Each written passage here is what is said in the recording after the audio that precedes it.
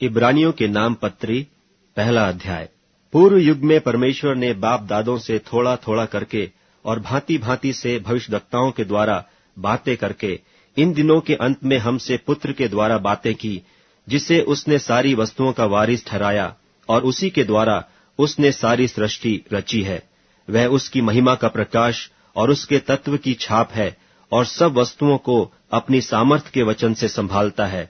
वह पापों को धोकर ऊंचे स्थानों पर महामहिमन के दाहिने जा बैठा और स्वर्गदूतों से उतना ही उत्तम ठहरा जितना उसने उनसे बड़े पद का वारिस होकर उत्तम नाम पाया। क्योंकि स्वर्गदूतों में से उसने कब किसी से कहा कि तू मेरा पुत्र है, आज तू मुझसे उत्पन्न हुआ, और फिर यह कि मैं उसका पिता हूंगा और वह मेरा पुत्र होगा। और जब पहिलौठे को जगत में फिर लाता है तो कहता है कि परमेश्वर के सब स्वर्गदूत उसे दंडवत करें, और स्वर्गदूतों के विषय में यह कहता है कि वह अपने दूतों को पवन और अपने सेवकों को धधकती आग बनाता है।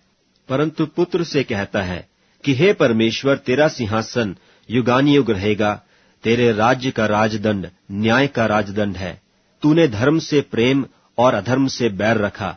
इस कारण परमेश्वर, तेरे परमेश्वर ने तेरे साथियों से बढ़कर हर्ष रूपी तेल से तुझे अभिषेक किया।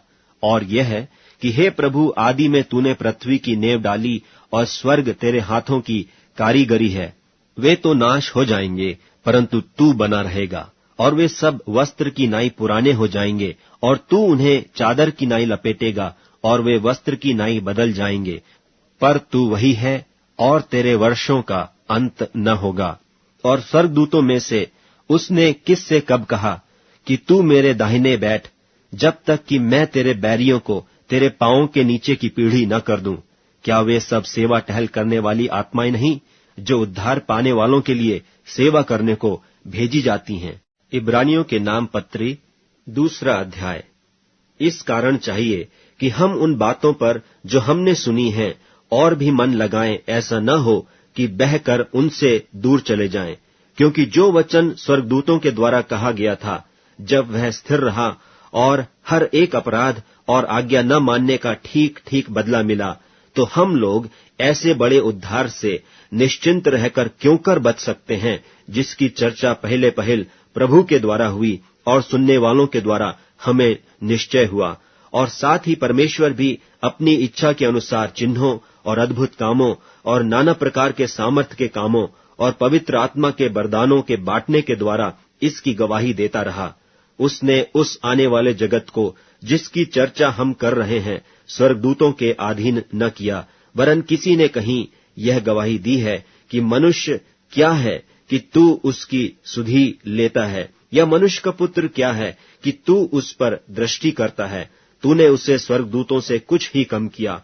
तूने उस पर महिमा और आदर का मुकुट रखा और उसे अपने हाथों के कामों पर अधिकार दिया। तूने सब कुछ उसके पांवों के नीचे कर दिया।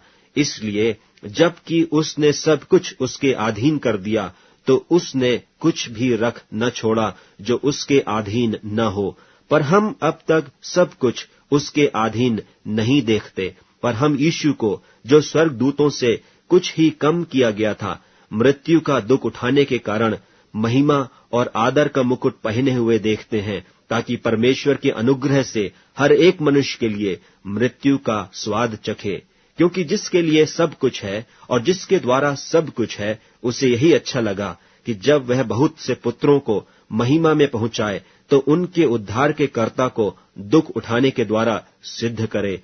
क्योंकि पवित्र करने वाला और जो पवित्र किए जाते हैं, सब एक ही मूल से हैं। इसी कारण वह उन्हें भाई कहने से नहीं लजाता, पर कहता है कि मैं तेरा नाम अपने भाइयों को सुनाऊंगा, सभा के बीच में मैं तेरा भजन गाऊंगा।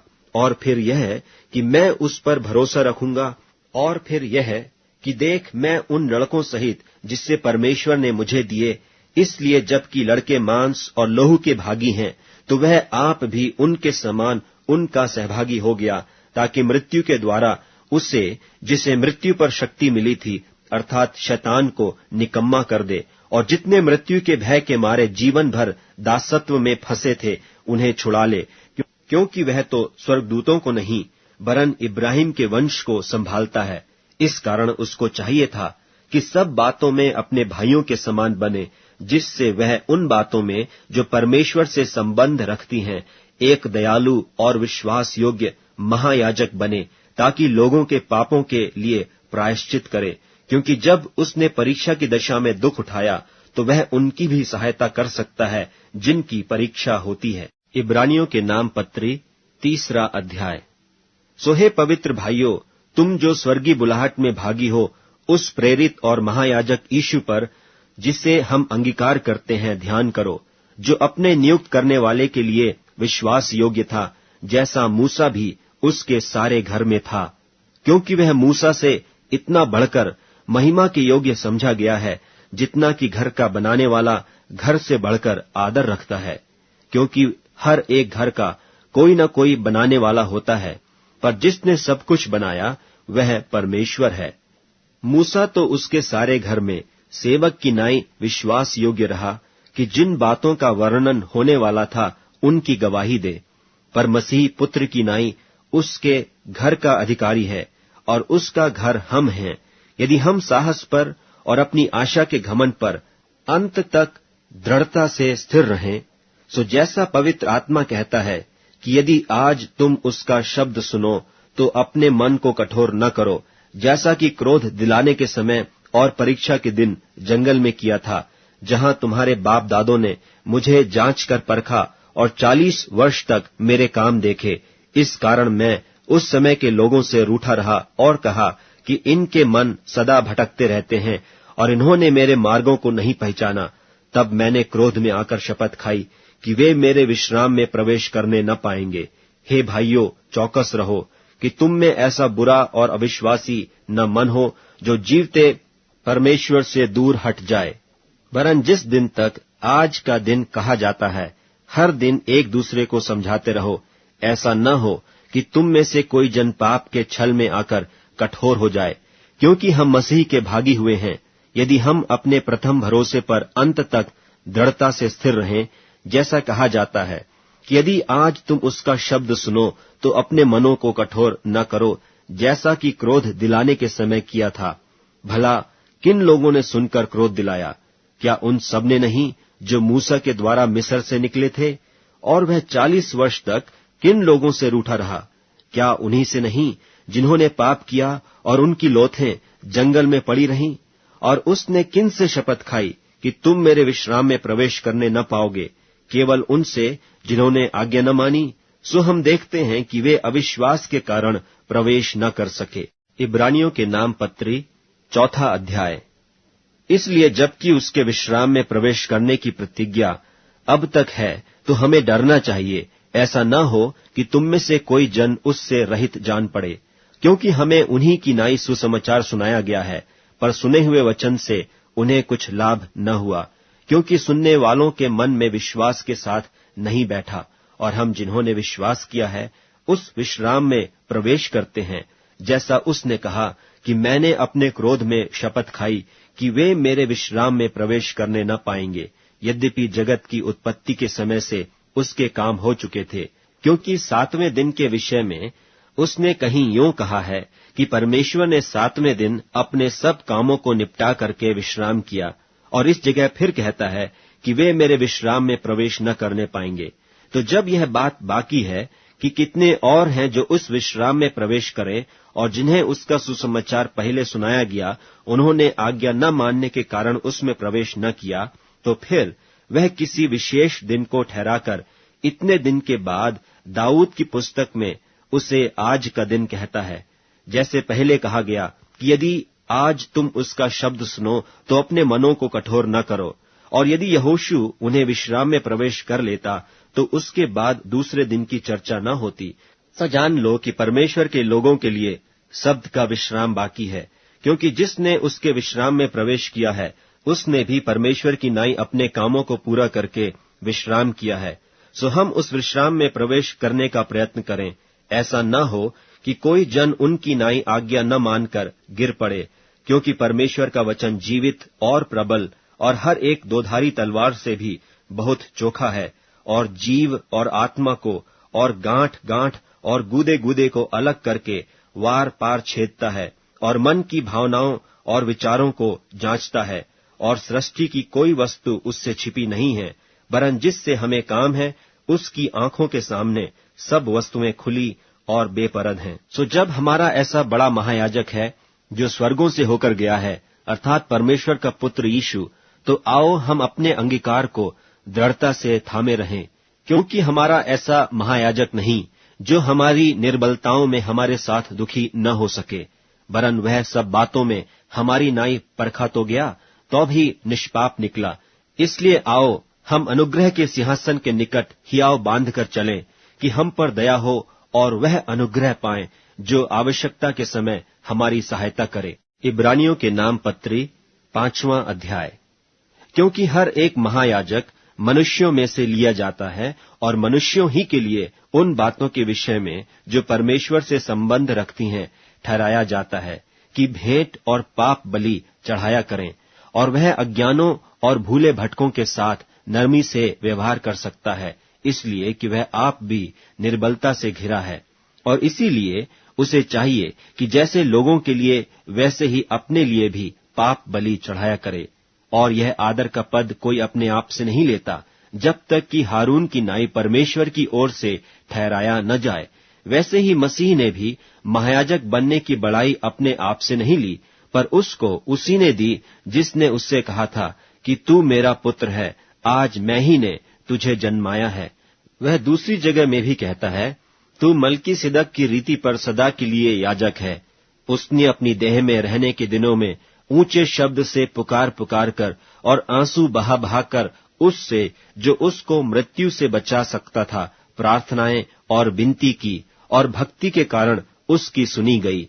और पुत्र होने पर भी उसने दुख उठा उठा कर आज्ञा माननी सीखी, और सिद्ध बनकर अपने सब आज्ञा मानने वालों के लिए सदाकाल के उद्धार का कारण हो गया। और उसे परमेश्वर की ओर से मलकीसिदक की रीति पर महायाजक का पद मिला। इसके विषय में हमें बहुत सी बातें कहनी हैं, जिनका समझाना भी कठिन है, इसलिए कि तुम ऊंचा सुनने लगे हो। समय के विचार से तो तुम्हें गुरु हो जाना चाहिए था, तो भी क्या यह आवश्यक है कि कोई तुम्हें परमेश्वर के वचनों की आदि शिक्षा फिर से सिखाए? और ऐसे हो गए हो कि तुम्हें अन्न के बदले अब तक दूध ही चाहिए, क्योंकि दूध पीने वाले बच्चे को तो धर्म के वचन की पहचान नहीं होती, क्योंकि वह बालक है। पर अन्न सयानों के लिए है, जिनके ज्ञानेंद्रिय अभ्यास करते करते भले बुरे में भेद करने के लिए पक्के हो गए हैं। इब्रानियों के नाम पत्री 6वां अध्याय। इसलिए आओ मसीह की शिक्षा की आरंभ की बातों को छोड़कर हम सिद्धता की ओर आगे बढ़ते जाएं, और मरे हुए कामों से मन फिराने और परमेश्वर पर विश्वास करने और बपतिस्मों और हाथ रखने और मरे हुओं के जी उठने और अंतिम न्याय की शिक्षा रूपी नेव फिर से न डालें। और यदि परमेश्वर चाहे तो हम यही करेंगे, क्योंकि जिन्होंने एक बार ज्योति पाई है और जो स्वर्गीय वरदान का स्वाद चख चुके हैं और पवित्र आत्मा के भागी हो गए हैं और परमेश्वर के उत्तम वचन का और आने वाले युग की सामर्थ्यों का स्वाद चख चुके हैं, यदि वे भटक जाएं तो उन्हें मन फिराव के लिए फिर नया बनाना अनहोना है, क्योंकि वे परमेश्वर के पुत्र को अपने लिए फिर क्रूस पर चढ़ाते हैं और प्रगट में उस पर कलंक लगाते हैं। क्योंकि जो भूमि वर्षा के पानी को जो उस पर बार बार पड़ता है पी पीकर जिन लोगों के लिए वह ज्योति बोई जाती है उनके काम का साग पात उपजाती है, वह परमेश्वर से आशीष पाती है। पर यदि वह झाड़ी और ऊंट कटारे उगाती है तो निकम्मी और श्रापित होने पर है, और उसका अंत जलाया जाना है। पर हे प्रियो, यद्यपि हम ये बातें कहते हैं तो भी तुम्हारे विषय में हम इससे अच्छा और उद्धार वाली बातों का भरोसा करते हैं, क्योंकि परमेश्वर अन्यायी नहीं कि तुम्हारे काम और उस प्रेम को भूल जाए जो तुमने उसके नाम के लिए इस रीति से दिखाया कि पवित्र लोगों की सेवा की और कर भी रहे हो। पर हम बहुत चाहते हैं कि तुम में से हर एक जन अंत तक पूरी आशा के लिए ऐसा ही प्रयत्न करता रहे, ताकि तुम आलसी न हो जाओ, वरन उनका अनुकरण करो जो विश्वास और धीरज के द्वारा प्रतिज्ञाओं के वारिस होते हैं। और परमेश्वर ने इब्राहिम को प्रतिज्ञा देते समय जबकि शपथ खाने के लिए किसी को अपने से बड़ा न पाया, तो अपनी ही शपथ खाकर कहा कि मैं सचमुच तुझे बहुत आशीष दूंगा और तेरी संतान को बढ़ाता जाऊंगा। और इस रीति से उसने धीरज धरकर प्रतिज्ञा की हुई बात प्राप्त की। मनुष्य तो अपने से किसी बड़े की शपथ खाया करते हैं और उनके हर एक विवाद का फैसला शपथ से पक्का होता है। इसलिए जब परमेश्वर ने प्रतिज्ञा के वारिसों पर और भी साफ रीति से प्रकट करना चाहा कि उसकी मनसा बदल नहीं सकती, तो शपथ को बीच में लाया, ताकि दो बेबदल बातों के द्वारा, जिनके विषय में परमेश्वर का झूठा ठहरना अनहोना है, हमारा दृढ़ता से ढाढ़स बंध जाए, जो शरण लेने को इसलिए दौड़े हैं कि उस आशा को जो सामने रखी हुई है प्राप्त करें। वह आशा हमारे प्राण के लिए ऐसा लंगर है जो स्थिर और दृढ़ है और पर्दे के भीतर तक पहुंचता है, जहां यीशु मलकीसिदक की रीति पर सदाकाल का महायाजक बनकर हमारे लिए अगुआ के रीति पर प्रवेश हुआ है। इब्रानियों के नाम पत्री 7वां अध्याय। यह मलकीसिदक शालेम का राजा और परम प्रधान परमेश्वर का याजक सर्वदा याजक बना रहता है। जब इब्राहिम राजाओं को मारकर लौटा जाता था, तो इसी ने उससे भेंट करके उसे आशीष दी। इसी को इब्राहिम ने सब वस्तुओं का 10वां अंश भी दिया। यह पहले अपने नाम के अर्थ के अनुसार धर्म का राजा और फिर शालेम अर्थात शांति का राजा है, जिसका न पिता न माता न वंशावली है, जिसके न दिनों का आदि है और न जीवन का अंत है, परंतु परमेश्वर के पुत्र के स्वरूप ठहरा। अब इस पर ध्यान करो कि यह कैसा महान था, जिसको कुलपति इब्राहिम ने अच्छे से अच्छे माल की लूट का 10वां अंश दिया। लेवी की संतान में से जो याजक का पद पाते हैं, उन्हें आज्ञा मिली है कि लोगों अर्थात अपने भाइयों से, चाहे वे इब्राहिम ही की देह से क्यों न जन्मे हों, व्यवस्था के अनुसार 10वां अंश लें। पर इसने, जो उनकी वंशावली में का भी न था, इब्राहिम से 10वां अंश लिया और जिसे प्रतिज्ञाएं मिली थीं, उसे आशीष दी। और इसमें संदेह नहीं कि छोटा बड़े से आशीष पाता है। और यहाँ तो मरणहार मनुष्य 10वां अंश लेते हैं, पर वहां वही लेता है जिसकी गवाही दी जाती है कि वह जीवित है।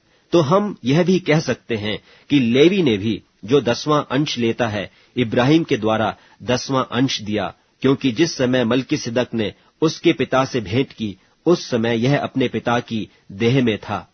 तब यदि लेवी याजक पद के द्वारा सिद्धि हो सकती है, जिसके सहारे से लोगों की व्यवस्था मिली थी, तो फिर क्या आवश्यकता थी कि दूसरा याजक मलकीसिदक की रीति पर खड़ा हो और हारून की रीति का न कहलाए? क्योंकि जब याजक का पद बदला जाता है, तो व्यवस्था का भी बदलना अवश्य है। क्योंकि जिसके विषय में ये बातें कही जाती हैं कि वह दूसरे गोत्र का है, जिसमें से किसी ने वेदी की सेवा नहीं की, तो प्रगट है कि हमारा प्रभु यहूदा के गोत्र में से उदय हुआ है। और इस गोत्र के विषय में मूसा ने याजक पद की कुछ चर्चा नहीं की। और जब मलकीसिदक के समान एक और ऐसा याजक उत्पन्न होने वाला था, जो शारीरिक आज्ञा की व्यवस्था के अनुसार नहीं, पर अविनाशी जीवन की सामर्थ्य के अनुसार नियुक्त हो, तो हमारा दावा और भी स्पष्टता से प्रकट हो गया। क्योंकि उसके विषय में यह गवाही दी गई है कि तू मलकीसिदक की रीति पर युगानुयुग याजक है।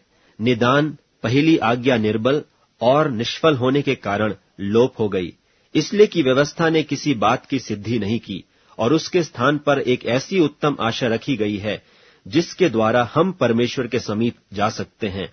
और इसलिए कि मसीह की नियुक्ति बिना शपथ नहीं हुई, क्योंकि वे तो बिना शपथ याजक ठहराए गए, पर यह शपथ के साथ उसकी ओर से नियुक्त किया गया, जिसने उसके विषय में कहा कि प्रभु ने शपथ खाई और वह उससे फिर न पछताएगा कि तू युगानुयुग याजक है। सो यीशु एक उत्तम वाचा का जामिन ठहरा। वे तो बहुत से याजक बनते आए। इसका कारण यह था कि मृत्यु उन्हें रहने नहीं देती थी, पर यह युगानुयुग रहता है।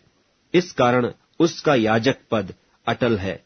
इसीलिए जो उसके द्वारा परमेश्वर के पास आते हैं, वह उनका पूरा पूरा उद्धार कर सकता है, क्योंकि वह उनके लिए विनती करने को सर्वदा जीवित है। सो ऐसा ही महायाजक हमारे योग्य था, जो पवित्र और निष्कपट और निर्मल और पापियों से अलग और स्वर्ग से भी ऊंचा किया हुआ हो। और उन महायाजकों की नाई उसे आवश्यक नहीं कि प्रतिदिन पहले अपने पापों और फिर लोगों के पापों के लिए बलिदान चढ़ाए, क्योंकि उसने अपने आप को बलिदान चढ़ाकर उसे एक ही बार निपटा दिया। क्योंकि व्यवस्था तो निर्बल मनुष्यों को महायाजक नियुक्त करती है, परंतु उस शपथ का वचन जो व्यवस्था के बाद खाई गई, उस पुत्र को नियुक्त करता है जो युगानुयुग के लिए सिद्ध किया गया है। इब्रानियों के नाम पत्री 8वां अध्याय। अब जो बातें हम कह रहे हैं, उनमें से सबसे बड़ी बात यह है कि हमारा ऐसा महायाजक है जो स्वर्ग पर महामहिमन के सिंहासन के दाहिने जा बैठा और पवित्र स्थान और उस सच्चे तंबू का सेवक हुआ, जिसे किसी मनुष्य ने नहीं वरन प्रभु ने खड़ा किया था।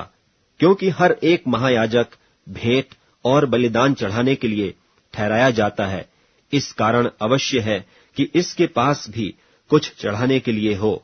और यदि वह पृथ्वी पर होता तो कभी याजक न होता, इसलिए कि व्यवस्था के अनुसार भेंट चढ़ाने वाले तो हैं, जो स्वर्ग में की वस्तुओं के प्रतिरूप और प्रतिबिंब की सेवा करते हैं।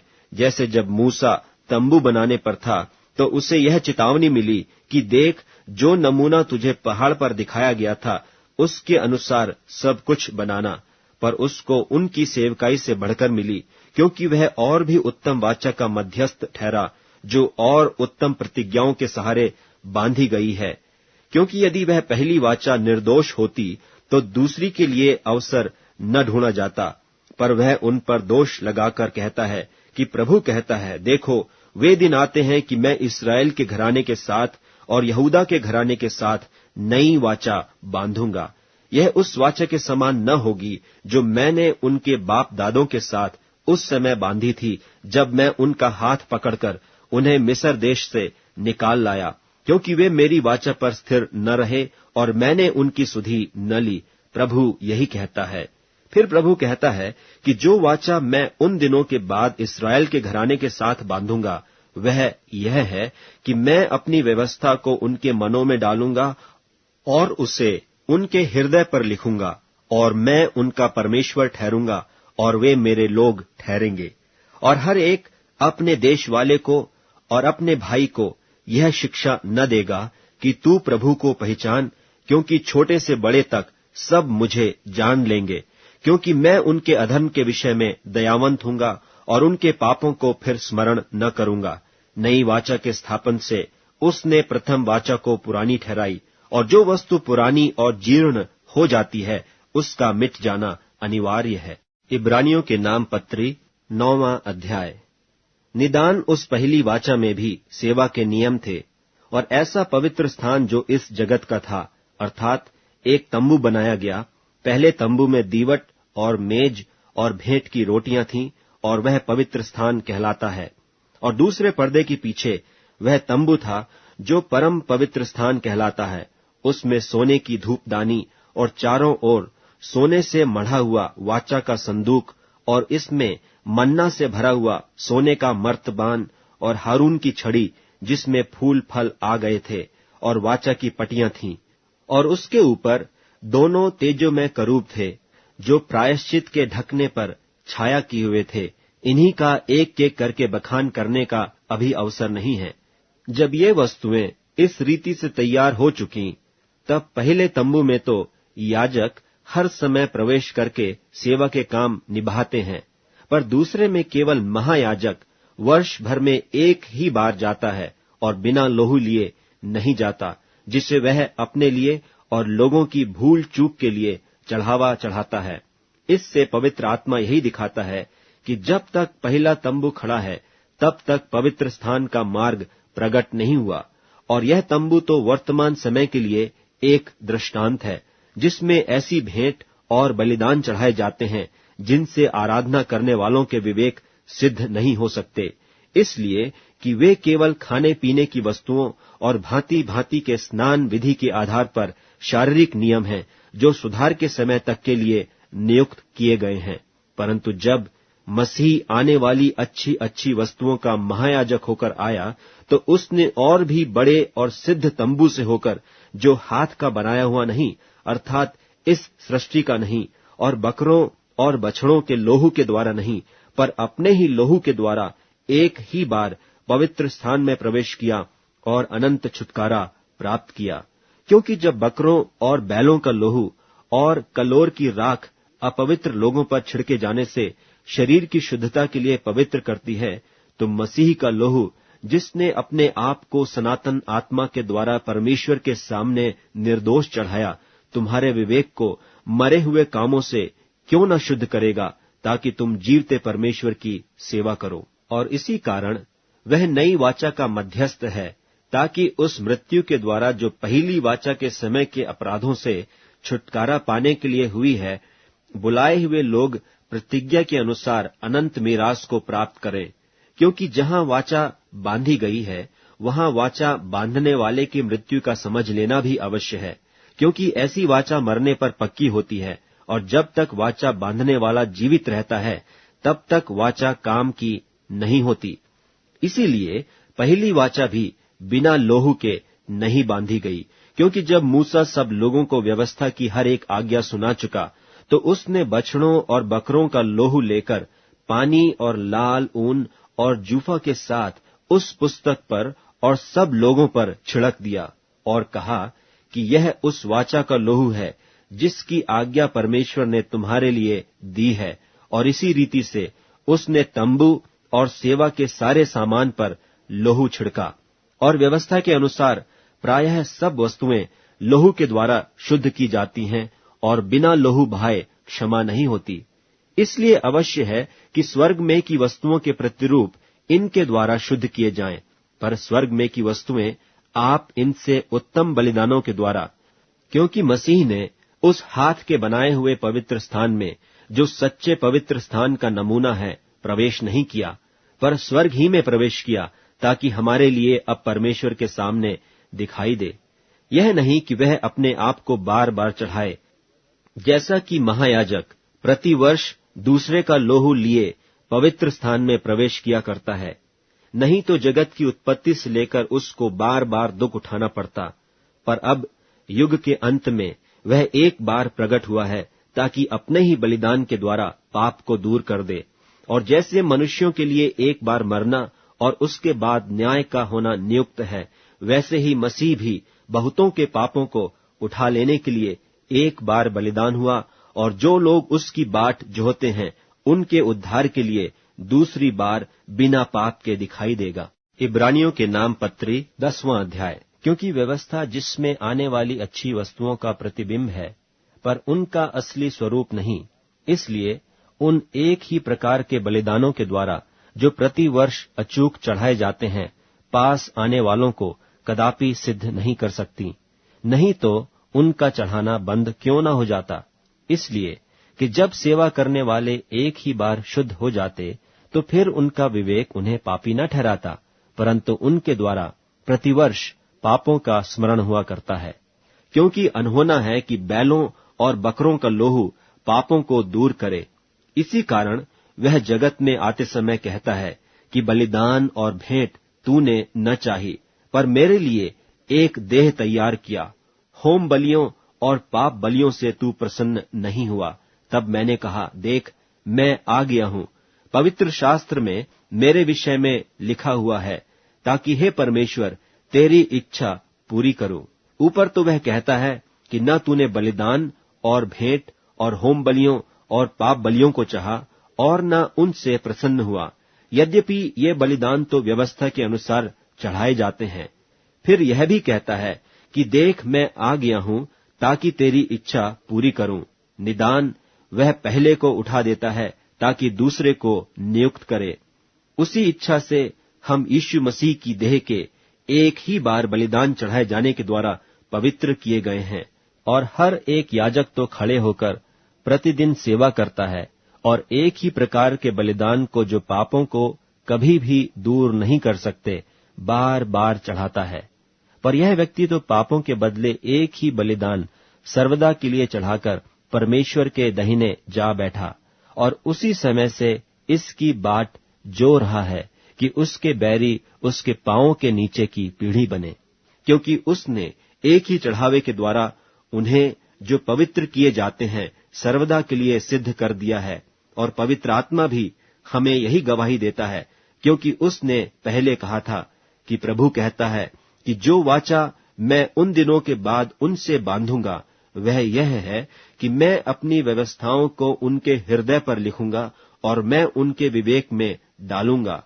फिर वह यह कहता है कि मैं उनके पापों को और उनके अधर्म के कामों को फिर कभी स्मरण न करूंगा, और जब इनकी क्षमा हो गई है तो फिर पाप का बलिदान नहीं रहा। सो हे भाइयों, जबकि हमें यीशु के लहू के द्वारा उस नए और जीवते मार्ग से पवित्र स्थान में प्रवेश करने का हियाव हो गया है, जो उसने पर्दे अर्थात अपने शरीर में से होकर हमारे लिए अभिषेक किया है, और इसलिए कि हमारा ऐसा महान याजक है जो परमेश्वर के घर का अधिकारी है, तो आओ हम सच्चे मन और पूरे विश्वास के साथ और विवेक का दोष दूर करने के लिए हृदय पर छिड़काव लेकर और देह को शुद्ध जल से धुलवाकर परमेश्वर के समीप जाएं और अपनी आशा के अंगीकार को दृढ़ता से थामे रहें, क्योंकि जिसने प्रतिज्ञा किया है वह सच्चा है।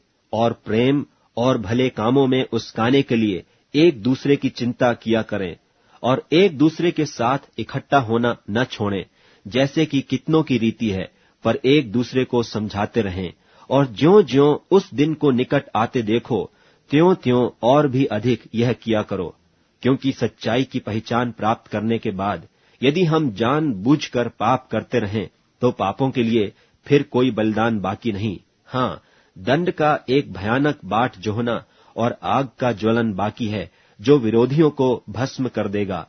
जबकि मूसा की व्यवस्था का न मानने वाला 2 या 3 जनों की गवाही पर बिना दया के मार डाला जाता है, तो सोच लो कि वह कितने और भी भारी दंड के योग्य ठहरेगा, जिसने परमेश्वर के पुत्र को पांवों से रौंदा और वाचा के लोहू को, जिसके द्वारा वह पवित्र ठहराया गया था, अपवित्र जाना है और अनुग्रह की आत्मा का अपमान किया। क्योंकि हम उसे जानते हैं जिसने कहा कि पलटा लेना मेरा काम है, मैं ही बदला दूंगा। और फिर यह है कि प्रभु अपने लोगों का न्याय करेगा। जीवते परमेश्वर के हाथों में पड़ना भयानक बात है।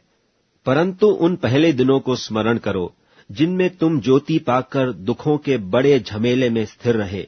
कुछ तो यूं कि तुम निंदा और क्लेश सहते हुए तमाशा बने, और कुछ यूं कि तुम उनके साझी हुए जिनकी दुर्दशा की जाती थी, क्योंकि तुम कैदियों के दुख में भी दुखी हुए और अपनी संपत्ति भी आनंद से लुटने दी, यह जानकर कि तुम्हारे पास एक और भी उत्तम और सर्वदा ठहरने वाली संपत्ति है।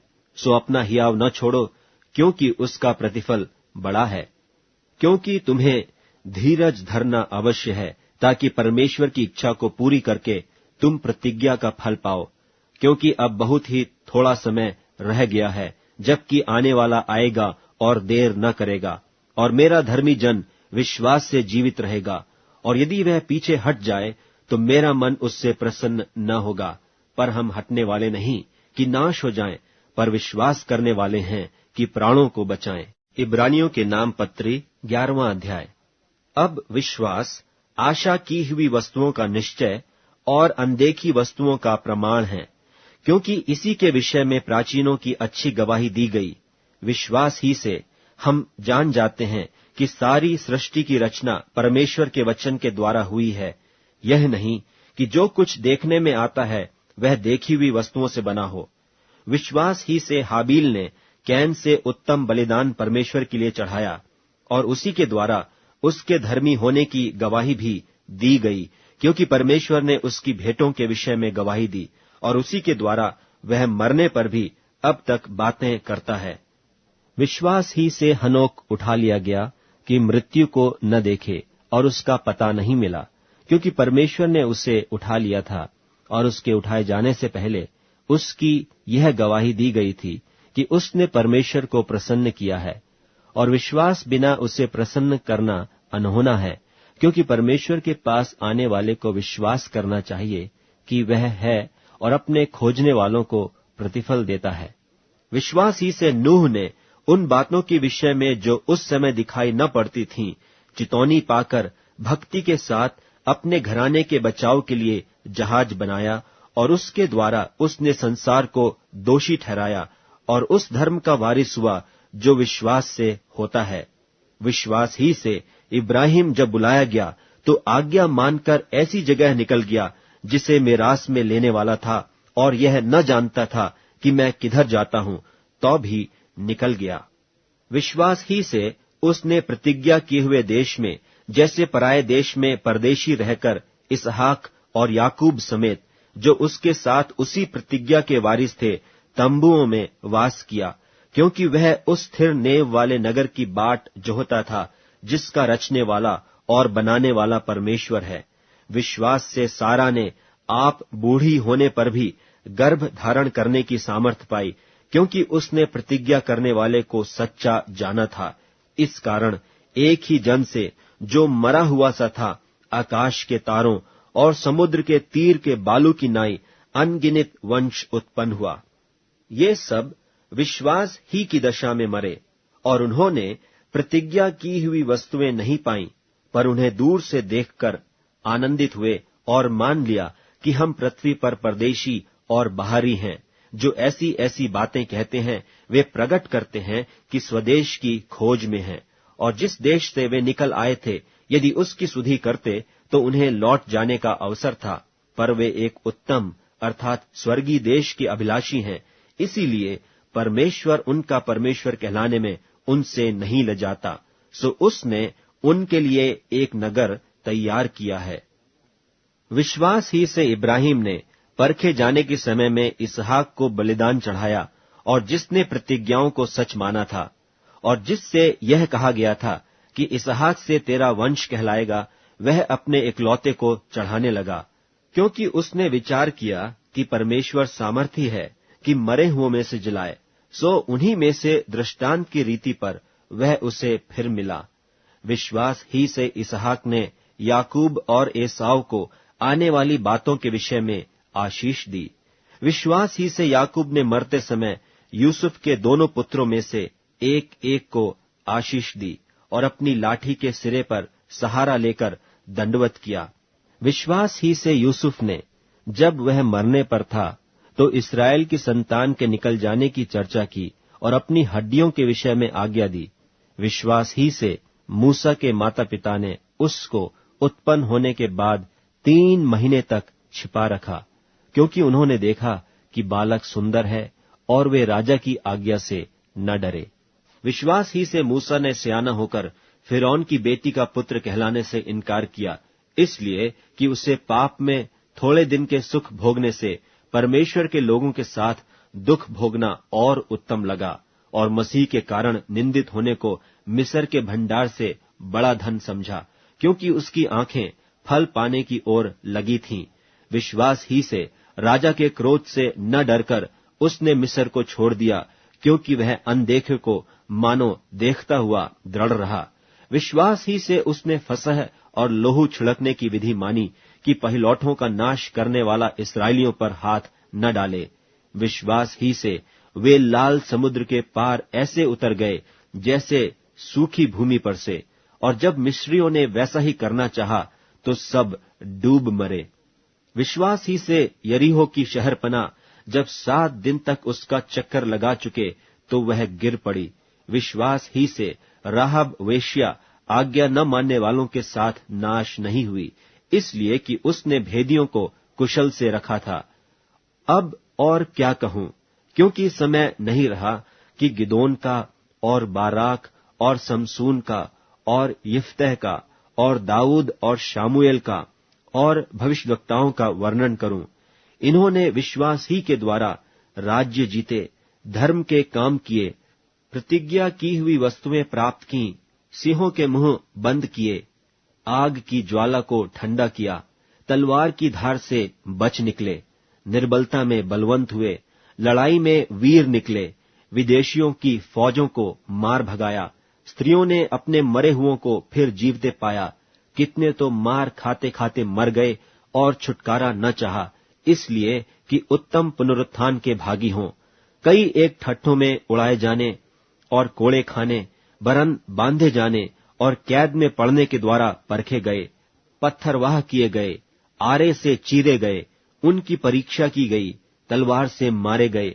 वे कंगाली में और क्लेश में और दुख भोगते हुए भेड़ों और बकरियों की खालें ओढ़े हुए इधर उधर मारे मारे फिरे, और जंगलों और पहाड़ों और गुफाओं में और पृथ्वी की दरारों में भटकते फिरे। संसार उनके योग्य न था, और विश्वास ही के द्वारा इन सब के विषय में अच्छी गवाही दी गई, तो भी उन्हें प्रतिज्ञा की हुई वस्तु न मिली, क्योंकि परमेश्वर ने हमारे लिए पहले से एक उत्तम बात ठहराई कि वे हमारे बिना सिद्धता को न पहुंचें। इब्रानियों के नाम पत्री 12वां अध्याय।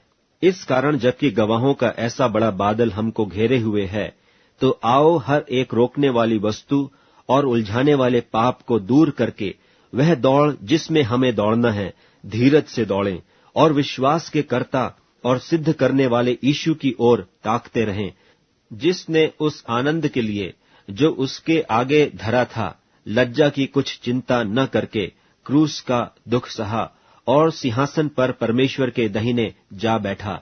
इसलिए उस पर ध्यान करो जिसने अपने विरोध में पापियों का इतना वाद विवाद सह लिया कि तुम निराश होकर हियाव न छोड़ दो।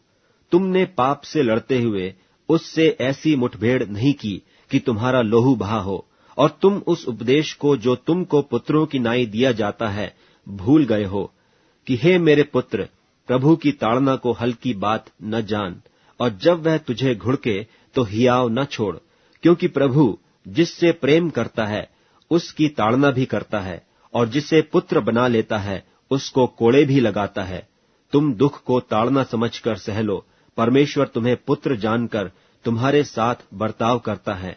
वह कौन सा पुत्र है जिसकी ताड़ना पिता नहीं करता? यदि वह ताड़ना जिसके भागी सब होते हैं तुम्हारी नहीं हुई, तो तुम पुत्र नहीं पर व्यभिचार की संतान ठहरे। फिर जबकि हमारे शारीरिक पिता भी हमारी ताड़ना किया करते थे, तो क्या आत्माओं के पिता के और भी अधीन न रहें जिससे जीवित रहें? वे तो अपनी अपनी समझ के अनुसार थोड़े दिनों के लिए ताड़ना करते थे, पर यह तो हमारे लाभ के लिए करता है कि हम भी उसकी पवित्रता के भागी हो जाएं। और वर्तमान में हर प्रकार की ताड़ना आनंद की नहीं पर शोक ही की बात दिखाई पड़ती है, तो भी जो उसको सहते सहते पक्के हो गए हैं, पीछे उन्हें चैन के साथ धर्म का प्रतिफल मिलता है। इसलिए ढीले हाथों और निर्बल घुटनों को सीधे करो, और अपने पांवों के लिए सीधे मार्ग बनाओ, कि लंगड़ा भटक न जाए पर भला चंगा हो जाए। सबसे मेल मिलाप रखने और उस पवित्रता के खोजी हो जिसके बिना कोई प्रभु को कदापि न देखेगा, और ध्यान से देखते रहो, ऐसा न हो कि कोई परमेश्वर के अनुग्रह से वंचित रह जाए, या कोई कड़वी जड़ फूटकर कष्ट दे और उसके द्वारा बहुत से लोग अशुद्ध हो जाएं। ऐसा न हो कि कोई जन व्यभिचारी या एसाऊ की नाई अधर्मी हो, जिसने एक बार के भोजन के बदले अपने पहलौठे होने का पद बेच डाला। तुम जानते तो हो कि बात को जब उसने आशीष पानी चाही तो अयोग्य गिना गया, और आंसू बहा बहाकर खोजने पर भी मन फिराव का अवसर उससे न मिला। तुम तो उस पहाड़ के पास जो छुआ जा सकता था और आग से प्रज्वलित था, और काली घटा और अंधेरा और आंधी के पास और तुरही की ध्वनि और बोलने वाले के ऐसे शब्द के पास नहीं आए, जिसके सुनने वालों ने विनती की कि अब हमसे और बातें न की जाएं, क्योंकि वे उस आज्ञा को न सह सके कि यदि कोई पशु भी पहाड़ को छुए तो पत्थरवाह किया जाए। और वह दर्शन ऐसा डरावना था कि मूसा ने कहा, मैं बहुत डरता और कांपता हूं। पर तुम सिय्योन के पहाड़ के पास और जीवते परमेश्वर के नगर स्वर्गीय यरूशलेम के पास और लाखों स्वर्गदूतों और उन पहिलौठों की साधारण सभा और कलीसिया जिनके नाम स्वर्ग में लिखे हुए हैं, और सबके न्यायी परमेश्वर के पास और सिद्ध किए हुए धर्मियों की आत्माओं और नई वाचा के मध्यस्थ यीशु और छिड़काव के उस लहू के पास आए हो, जो हाबील की लहू से उत्तम बातें कहता है। सावधान रहो और उस कहने वाले से मुंह न फेरो, क्योंकि वे लोग जब पृथ्वी पर के चेतावनी देने वाले से मुंह मोड़कर न बच सके, तो हम स्वर्ग पर से चेतावनी करने वाले से मुंह मोड़कर क्यों कर बच सकेंगे? उस समय तो उसके शब्द ने पृथ्वी को हिला दिया, पर अब उसने यह प्रतिज्ञा की है कि एक बार फिर मैं केवल पृथ्वी को नहीं वरन आकाश को भी हिला दूंगा। और यह वाक्य एक बार फिर इस बात को प्रकट करता है कि जो वस्तुएं हिलाई जाती हैं वे सृजी हुई वस्तुएं होने के कारण टल जाएंगी, ताकि जो वस्तुएं हिलाई नहीं जाती वे अटल बनी रहें। इस कारण हम इस राज्य को पाकर जो हिलने का नहीं, उस अनुग्रह को हाथ से न जाने दें, जिसके द्वारा हम भक्ति और भय सहित परमेश्वर की ऐसी आराधना कर सकते हैं जिससे वह प्रसन्न होता है, क्योंकि हमारा परमेश्वर भस्म करने वाली आग है। इब्रानियों के नाम पत्री 13वां अध्याय। भाईचारे की प्रीति बनी रहे, पहुनाई करना न भूलना, क्योंकि इसके द्वारा कितनों ने अनजाने स्वर्गदूतों की पहुनाई की है। कैदियों की ऐसी सुधि लो कि मानो उनके साथ तुम भी कैद हो, और जिनके साथ बुरा बर्ताव किया जाता है उनकी भी यह समझकर सुधि लिया करो कि हमारी भी देह है। विवाह सब में आदर की बात समझी जाए और बिछौना निष्कलंक रहे, क्योंकि परमेश्वर व्यभिचारियों और परस्त्रीगामियों का न्याय करेगा। तुम्हारा स्वभाव लोभ रहित हो, और जो तुम्हारे पास है उसी पर संतोष करो, क्योंकि उसने आप ही कहा है, मैं तुझे कभी न छोड़ूंगा और न कभी तुझे त्यागूंगा। इसलिए हम बेधड़क होकर कहते हैं कि प्रभु मेरा सहायक है, मैं न डरूंगा। मनुष्य मेरा क्या कर सकता है? जो तुम्हारे अगुवे थे और जिन्होंने तुम्हें परमेश्वर का वचन सुनाया है, उन्हें स्मरण रखो और ध्यान से उनके चाल चलन का अंत देखकर उनके विश्वास का अनुकरण करो। यीशु मसीह कल और आज और युगानुयुग एक सा है। नाना प्रकार के और ऊपरी उपदेशों से न भरमाए जाओ, क्योंकि मन का अनुग्रह से दृढ़ रहना भला है, न कि उन खाने की वस्तुओं से जिनसे काम रखने वालों को कुछ लाभ न हुआ।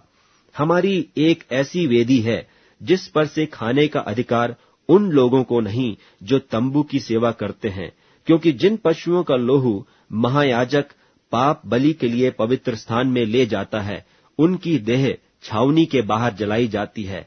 इसी कारण यीशु ने भी लोगों को अपने ही लोहू के द्वारा पवित्र करने के लिए फाटक के बाहर दुख उठाया। सो आओ उसकी निंदा अपने ऊपर लिए हुए छावनी के बाहर उसके पास निकल चलें, क्योंकि यहाँ हमारा कोई स्थिर रहने वाला नगर नहीं, वरन हम एक आने वाले नगर की खोज में हैं। इसलिए हम उसके द्वारा स्तुति रूपी बलिदान अर्थात उन होठों का फल जो उसके नाम का अंगीकार करते हैं परमेश्वर के लिए सर्वदा चढ़ाया करें। पर भलाई करना और उदारता न भूलो, क्योंकि परमेश्वर ऐसे बलिदानों से प्रसन्न होता है। अपने अगुओं की मानो और उनके अधीन रहो, क्योंकि वे उनकी नाई तुम्हारे प्राणों के लिए जागते रहते, जिन्हें लेखा देना पड़ेगा कि वे यह काम आनंद से करें, न कि ठंडी सांस ले लेकर, क्योंकि इस दशा में तुम्हें कुछ लाभ नहीं। हमारे लिए प्रार्थना करते रहो, क्योंकि हमें भरोसा है कि हमारा विवेक शुद्ध है और हम सब बातों में अच्छी चाल चलना चाहते हैं। और इसके करने के लिए मैं तुम्हें और भी समझाता हूँ कि मैं शीघ्र तुम्हारे पास फिर आ सकूं। अब शांतिदाता परमेश्वर, जो हमारे प्रभु यीशु को, जो भेड़ों का महान रखवाला है, सनातन वाचा के लोहू के गुण से मरे हुओं में से जिलाकर ले आया, तुम्हें हर एक भली बात में सिद्ध करे, जिससे तुम उसकी इच्छा पूरी करो, और जो कुछ उसको भाता है उसे यीशु मसीह के द्वारा हम में उत्पन्न करे, जिसकी बड़ाई युगानुयुग होती रहे। आमीन। हे भाइयों, मैं तुमसे विनती करता हूँ कि इन उपदेश की बातों को सह लेओ, क्योंकि मैंने तुम्हें बहुत संक्षेप में लिखा है। तुम यह जान लो कि तीमुथियुस हमारा भाई छूट गया है, और यदि वह शीघ्र आ गया तो मैं उसके साथ तुमसे भेंट करूंगा। अपने सब अगुओं और सब पवित्र लोगों को नमस्कार कहो। इतालिया वाले तुम्हें नमस्कार कहते हैं। तुम सब पर अनुग्रह होता रहे। आमीन।